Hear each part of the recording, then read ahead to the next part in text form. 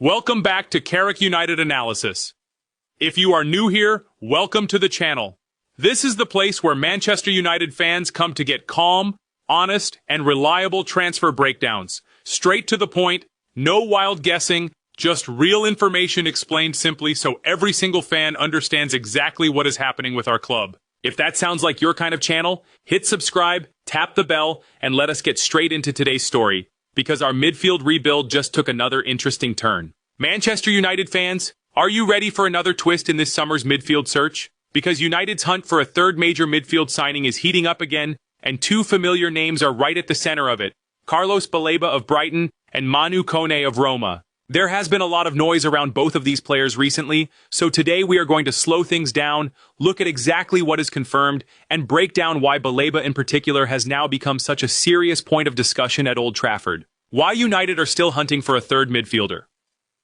Let us start with some context, because understanding why this search is even happening helps explain everything else in this story. United have already been busy in the midfield department this summer, bringing in both Yuri Tielemans and Andre Santos to strengthen the engine room. Those two signings alone represent a real statement of intent about rebuilding this area of the pitch. But Michael Carrick and the recruitment team have made it clear they still want one more addition. A player who brings a very specific profile that the club feels is currently missing from the squad. That search has led United toward two names in particular, Carlos Baleba and Manu Kone.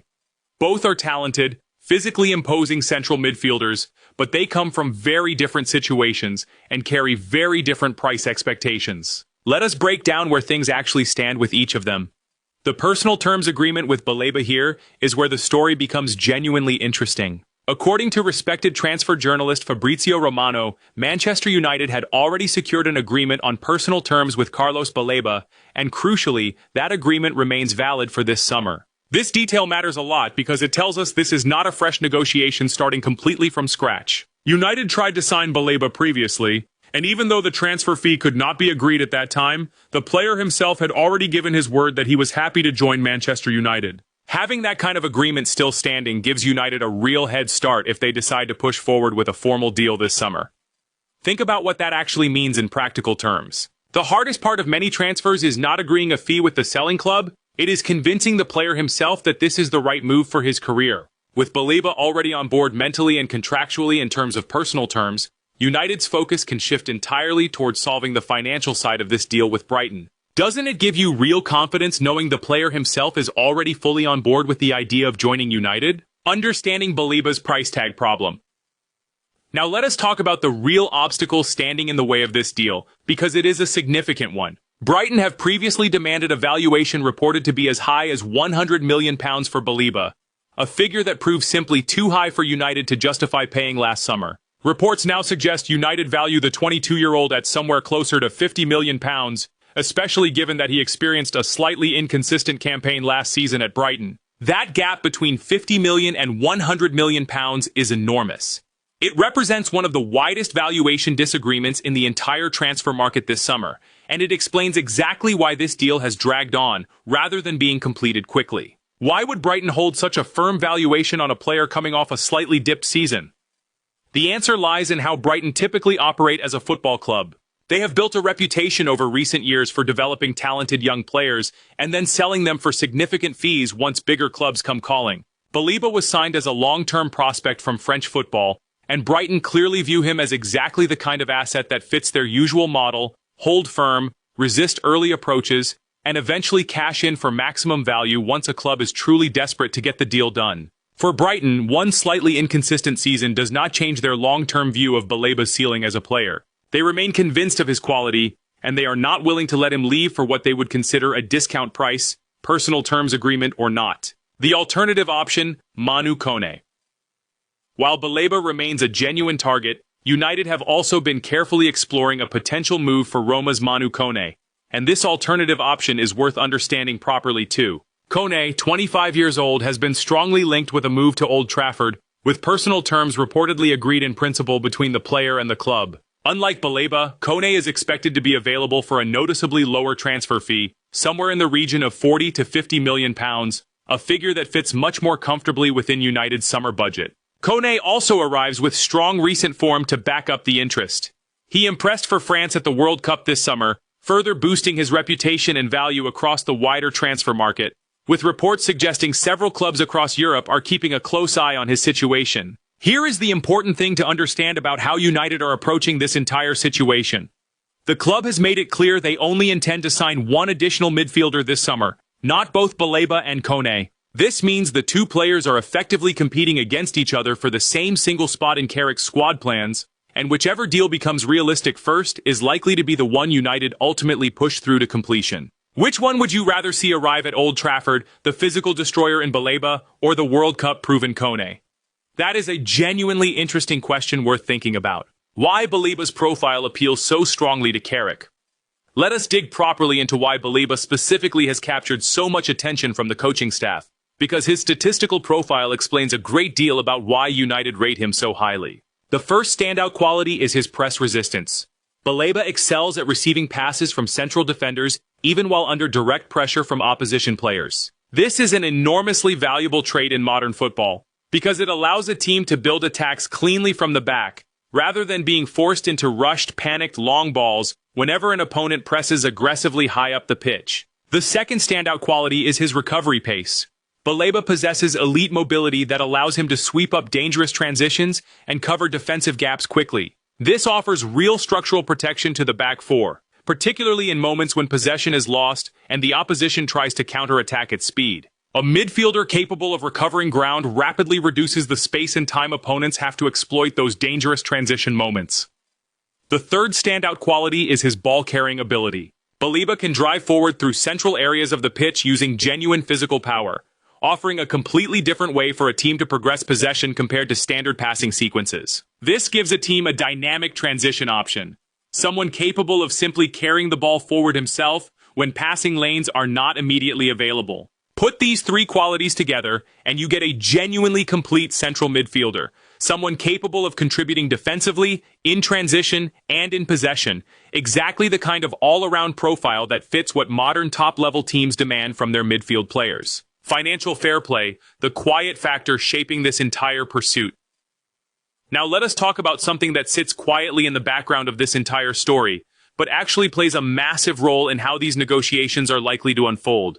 Financial fair play regulations. Having already invested significantly in Tielemans and Santos this summer, United must be smart and structured about how they approach any further major midfield spending. Reports suggest United are exploring the idea of structuring any potential Baleba package around a lower guaranteed base fee, combined with performance-related add-ons that are realistically achievable, rather than simply agreeing to pay Brighton's full asking price up front. Why would a club approach a negotiation this way?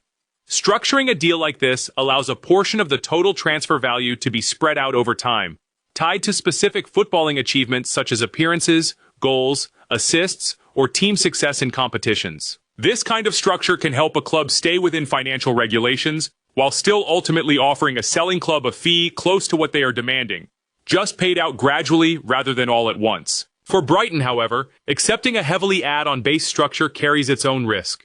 If those add-ons are not triggered because of injuries, loss of form, or a change in circumstances, the actual amount Brighton eventually receives could fall well short of their original valuation. This is exactly why negotiations built around these kinds of structures often take considerable time to finalize, as both clubs work carefully to find fee structures that feel fair and realistic to each side. The Carrick blueprint behind this pursuit.